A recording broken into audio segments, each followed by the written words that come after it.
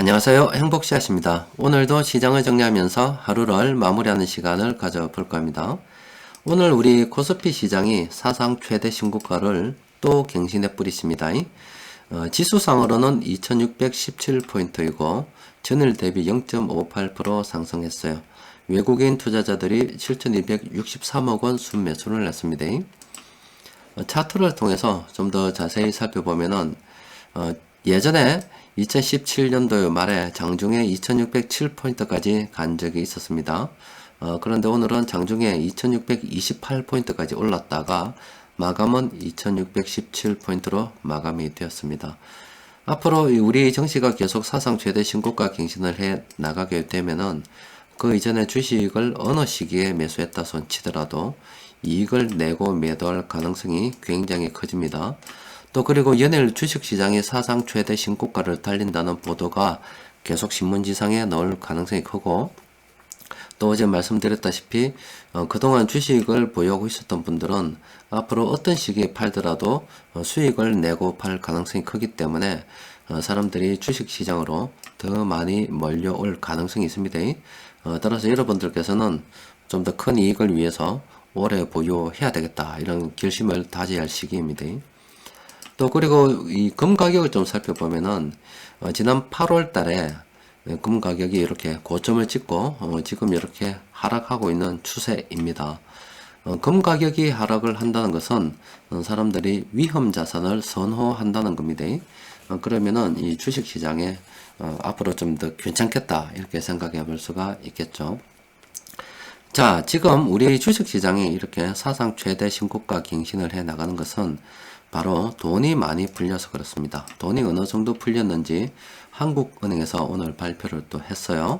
한국은행 홈페이지 보도자료를 보시면은 이렇게 2020년 3, 4분기 가계신용, 그러니까 사람들이 돈을 얼만큼 빌렸는가, 요거 집계한 게 있어요. 그 내용을 좀 살펴보면은 3, 4분기에 우리 가계신용, 가게에서 돈을 빌린 게 1682조 원이나 된다고 합니다. 굉장히 많이 빌렸죠.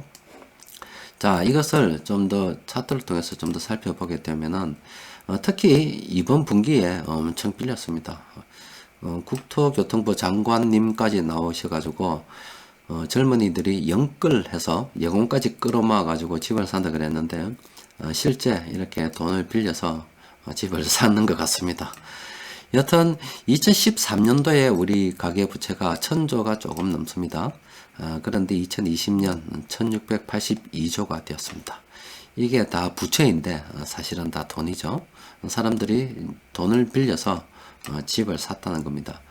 그렇게 되다 보니까 우리 실물 경기는 어려운데 이 주식이나 부동산 시장이 상승하는 것은 계속 이어지고 있습니다. 그런데 앞으로도 돈이 계속 더 풀릴 것 같습니다. 지금 실물 경기는 굉장히 어렵죠. 정부에서 코로나 바이러스가 확산됨에 따라서 수도권은 거리두기 2단계, 그리고 호남권 일부는 1.5단계 이렇게 시행을 하고 있습니다. 그에 따라서 자영업자분들이 굉장히 어렵죠. 자, 그런데 이렇게 어렵다 보니까 또 재난지원금 이야기가 나오고 있습니다. 지금 국민의힘 이 당에서 3차 재난지원금 편성을 추진하겠다, 이렇게 이야기를 하고 있어요. 자, 이게 바로 돈이 풀린다는 겁니다. 지금 당장 풀리는 건 아니지만 실제로 저렇게 돈이 풀릴 가능성이 있다. 그리고 앞서 보여준 대출을 통해서 실제 돈이 늘어나고 있다는 겁니다. 그러니까 어제 말씀드린 대로 자칫 잘못 생각하게 된다면 실제 실물 경기는 굉장히 좋지 않은데 주식시장은 너무나 상승하니까 이거 뭔가 잘못된 게 아닌가, 이렇게 생각할 수도 있다라고 말씀드렸습니다. 그리고 그게 상식적인 생각이다 볼 수 있습니다. 그런데 이 주식시장은 돈이 들어오면, 돈이 많으면 유동성 장세라 해서 돈의 힘으로 또 상승하는 곳이 주식시장입니다. 외국인 투자자들이 지금 7조 8천억 정도, 한번 보자, 6조 한 8천억 정도 매수를 했습니다. 최근은 3조 정도 만에 굉장히 많은 매수를 했죠. 따라서 우리는 장기적 관점에서 외국인 투자자들이 매수하는 종목들 계속 관심을 가지고 살펴볼 필요가 있습니다.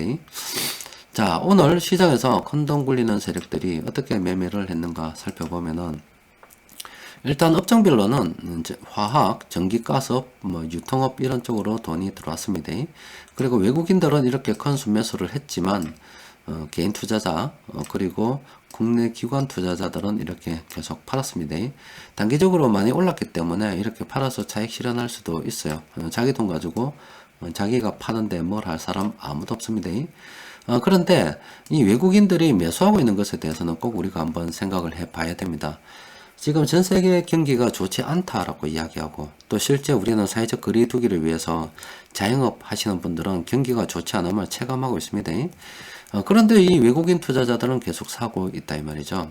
그 말은 앞으로 이 외국인 투자자들은 이 돈들이 단기적으로 돈을 벌어먹는다기보다는 좀 장기적 관점에서 우리 시장을 긍정적으로 보고 들어온다 이렇게 생각해 볼 수도 있습니다. 따라서 우리는 외국인들이 사고 있는 종목들 계속 관심을 가지고 살펴볼 필요가 있습니다.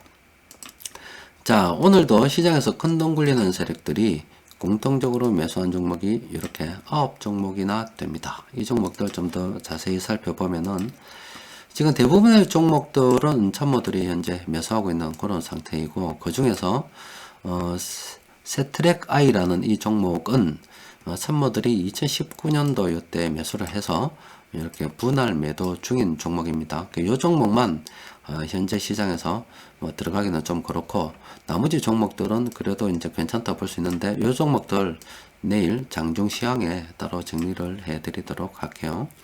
자, 끝으로 여러분들께 하나 드리고 싶은 말씀이 하나 있습니다. 여러분들 코스트코라고 아시지요? 코스트코 장사가 잘 되는 거 봅니다. 자, 한국에서 작년 동안 1055억 원 순이익을 남겼다고 합니다. 그런데 미국 본사에다가 배당으로 거의 한 2300억 원 이렇게 보냈다고 해요. 그러니까 한국에서 돈 벌어가지고 미국에서 보냈다는 이야기입니다. 자, 코스트코는 미국 기업이죠. 미국 기업이 한국에서 돈을 벌고 있습니다.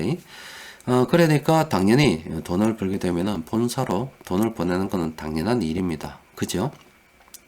코스트코가 한국에 자선 사업하려고 온 건 아니잖아요. 돈 벌려고 온 거 아닙니까? 그래서 계획한 대로 한국에서 돈 잘 벌어서 가지고 갔다는 이야기이에요.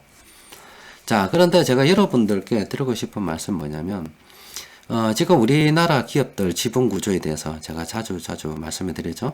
지금 우리나라는 상속세가 굉장히 과도한 나라입니다. 상속을 한 두 번 정도만 하면은 사실 경영권을 갖다가 장악하기가 힘들죠. 그런데 뭐 그동안 순환출자 아니면 비상장 회사를 상장시켜서 우리나라 재벌들 아니면 대기업들이 경영권을 유지를 했었는데 이렇게 상속세가 과도하다 보니까 경영권 유지가 제대로 안 됩니다. 그래서 다음에 아마 삼성도 이렇게 넘어갈 때 아니면 다른 어떤 기업들도 넘어가게 되면은 아마 주인이 사모펀드나 아니면 외국인 투자자가 될 가능성이 굉장히 크다고 볼 수 있겠죠. 자, 제가 드리고 말씀 뭐냐. 이게 우리 한국 땅입니다. 지금은 우리 한국의 기업들이 주식의 그래도 절반 정도는 우리나라 사람들이 소유를 하고 있습니다. 그런데 앞으로 시간이 조금만 더 흐르게 되면은 우리 한국 기업들 소유는 외국인들 어떤 수준으로 넘어갈 수도 있겠다는 생각이 듭니다. 현재 정부에서 뭐 무슨 경제 정책 여러 가지 펴면서 있는 놈들 때리잡는다고 상속도 굉장히 나쁜 걸로 바라보잖아요. 부의 대물림이라고 바라보면서 그렇게 막 족치고 있는데 그런 사회 분위기인데 어떻게 넘어가지 않겠습니까? 그러면은 제가 걱정이 되는 것은 우리나라 기업들의 소유가 외국인으로 넘어가서 경영권자가 이제 경영을 하는 사람이 외국인이 되면 코스트코와 똑같은 기업이 되죠. 우리가 익히 알고 있는 뭐 은행들 아니면 우리가 뭐 알고 있는 뭐 삼성전자나 현대차, 기아차 이런 큰 포스코나 큰 기업들 있죠. 그런 기업들이 소유가 외국인들께 된다 이 말이에요. 그래서 주거회사이기 때문에 주거회사 경영진을 안 치죠. 그럼 코스트코와 똑같은 경영을 할 수가 있습니다. 그냥 한국에서 돈 벌어서 그냥 가져가는 거예요. 배당으로 다 빼가는 겁니다. 그럼 우리나라 국민들은 뭐가 되냐? 자고 일어나면 외국인 회사에 출퇴근하고 또 이제 집도 만약에 외국인 소유가 된다 그러면은 외국인 회사에 뭐 월세 내고, 외국인 회사에 근무해서 외국인 회사에 뭐 상품을 사주고, 외국인 회사가 수익을 내면 뭐 세금 내고 남은 수익은 해외로 다 빼버리고, 그게 진짜로 노예가 되는 거죠. 그래서 제가 늘 강조드리는 것은 정말로 썩어 빠진 새끼라도, 진짜 이게 썩어 빠진 빌어물 처먹을 놈이라도 우리 한국 기업은 우리 한국인들이 주인이 되는 게 좋지 않겠나 하는 말씀을 드리는 겁니다. 그런데 뭐 사회 정의를 외치시는 분들이 뭐 썩어 빠진 놈들 안 된다고 하니까, 썩어 빠졌더라도 상속은 안 되고 그것보다 더 썩어 빠진 새끼가 들어와서 우리 한국의 기업 주인이 되더라도 모르겠다고 하는 상황이라고 저는 봐집니다. 그게 공정한 세상이라고 뭐 이야기하는데 뭐 저도 별 수는 없어요. 여튼 우리 한국의 이런 기업들이 그 경영권을 외국인에게 뺏기고, 또 우리 한국 기업들이 번 돈을 이렇게 코스트코처럼 해외로 싹싹 빼간다 그러면은 참 한국 기업 재미없겠죠. 만약에 그런 상태에서 한국 기업의 경영권이 외국인들에게 다 넘어간 상태에서 우리가 남북 통일을 한다 해본들, 기업들이 북한으로 진출해서 돈을 번다 해본들, 그 돈은 해외로 다 빠져나가게 됩니다. 저는 이 공정이라는 의미에 대해서 제가 뭐 진행하고 있는 이 사회적 논란 이런 것들에 대해서 저의 나름대로의 주장은 확실한 생각을 가지고 있습니다. 썩어 빠진 새끼라도 우리 한국 기업은 한국인들이 주인이 되는 게 좋다라는 생각을 가지고 있어요. 뭐 생각이 다른 사람들이 권력을 잡고 있으니 앞으로 어떻게 될지 모르겠습니다만은, 이런 코스트코가 한국에서 저렇게 돈을 빼가는 거 보고, 사실 저건 당연한 거고 욕할 수 있는 처지가 아닙니다. 지가 돈 벌어서 지가 가져가는데 그걸 가지고 욕을 하면 안 돼요. 그런데 저런 코스트코와 같은 기업이 우리가 익히 알고 있었던 뭐 우리나라 국민들이 만들었던 기업의 경영권이 넘어가서 저런 식으로 될까봐 굉장히 걱정스럽습니다. 자, 오늘은 또 여기까지만 정리하도록 합시다. 이상입니다.